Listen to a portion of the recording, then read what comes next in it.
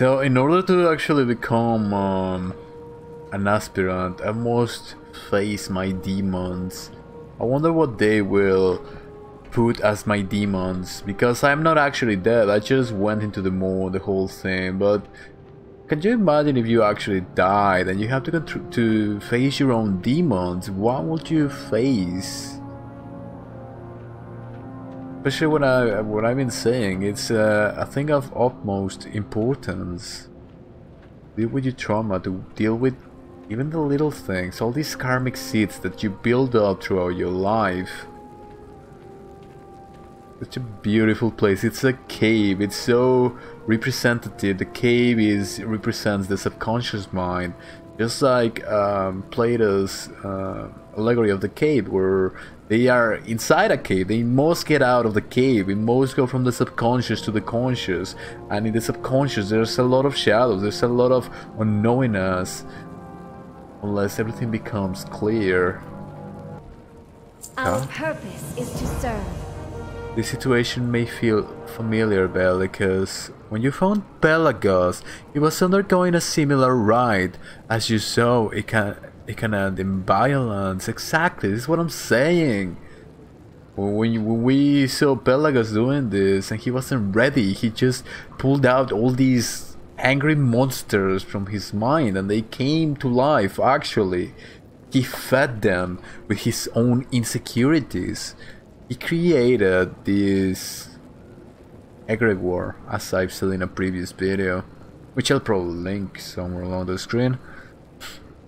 You found Pelagos here against you, yes. Can end in violence. This will be the first time you are asked to draw out the burdens that held you to a mortal life.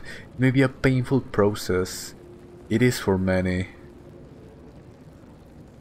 Burdens that held me to a mortal life.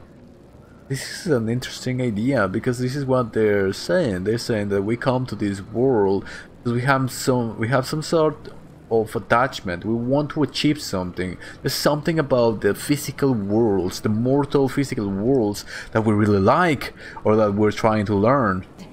Let's end as well, I guess. You will confront and subdue your deepest memories. I'm ready. Few aspirants advance to this trial so quickly. If you succeed, you will have proven yourself to the Ascended. My deepest burdens, eh? Fantastic.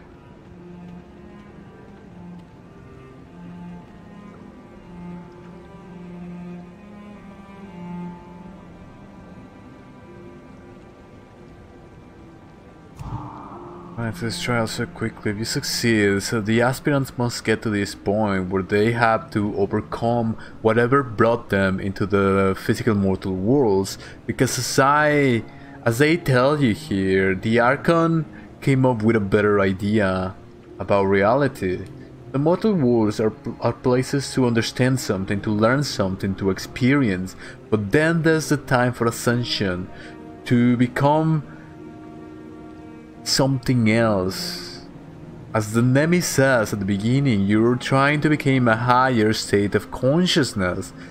And for you to break, to untether, as the people in Oribos that link with the mortal world, you must understand what is it that binds you to these mortal worlds. So this is why this first reflection on the path of the path of the aspirant, the path of Ascension, is for. I cannot even remember what it was when I did it. I think you fight like a version of yourself or something. There. This is the moment you must overcome. Oh, really? Oh, so that's my anguish memory. So I guess you put whatever it is that burdening you, and that is your anguished memory. Something that you fought against your whole life. Oh no, it feared me.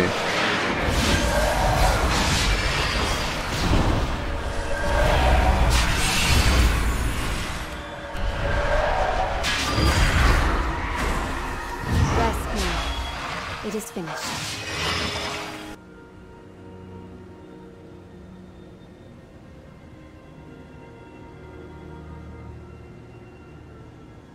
Could you imagine if we were beings who are trapped inside a planet with a lot of flaws, perhaps even by our own will and our own agreements, our own intentions, but somehow perhaps we get trapped into it, into this process that some philosophies used to call Samsara, and we're unaware of what is really going on, life after life, just like the people on Oribos. I have to go back to Oribos and talk to that NPC. It tells you that you are tethered to the mortal worlds, and there are these stones which could help you to break free from this bond to the mortal world. But this is exactly what happens during this process, during this first reflection into the path of the aspirant in Bastion. You must face that anguish memory. You must look into this mirror soul of life, or whatever they call it. I don't remember. I just did it and I don't remember, but I do remember you look hard through it, and you face your anguish memory, which is very generic because they want the player to actually face whatever they want to face and to put whatever name they want into this anguish memory. What is it? Is it fear? Is it individuation? Is it ego? What is it? Is it yearning? Is it the need to be more? Is it being afraid to be alone? What is it? What is this anguish memory that prevents you from going forward? And you must face it, you must understand it, and you must overcome it. That is, if you want to start to be worthy, starting the path of the aspirant, the path of Ascension. Because that's what they're doing here. They keep you away from your body, they take you away from everything, and they make you realize what is it that is binding you to the mortal worlds. And as I said, this is just a fantasy narrative. There's nothing going on here but just fantasy and, you know, just imagination land. If somebody ever watches these videos, just go Google Robert Monroe and his thoughts about existence. Robert Monroe, he is the founder of the Monroe Institute. And he said many things, and he wrote many books, and he is quite influential in some circles. But what he said is just that we are attracted to something in this world. We come to Azeroth in this case, which would be the same as Azeroth, planet Earth. Whatever planet it might be for that matter, I would assume in the greater scale of things. There's something that you really like about these worlds, but perhaps there are even bigger games. Perhaps, as the people in Oribos tell you, infinite possibilities, the infinite realms of the Shadowlands, and you're stuck in such a diminutive world because you don't know better, and you think you are, and you think you do, but you're not, and you don't. What if there was a way to escape from everything, as many ancient sages, many ancient gurus claim that this is the purpose. The purpose is to break the path of Samsara, to break these bonds and step into something else. What is this something else then? I guess this is what you find out once you start the path of Ascension. Perhaps just like in Plato's allegory of the cave, which we were just in,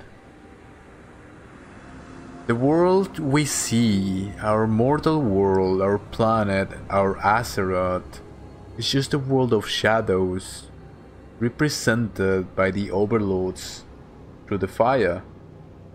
And we only see the shadows of what lie ahead and of what exists outside of this cave. Perhaps it is only when we exit the cave, when we realize that these worlds of endless possibilities, these worlds, these realms of the Shadowlands are much more, very much more than we could ever think. These are not narratives, these are serious theories, but we will get to that. Thank you for watching. Maybe I'll see you in the next one.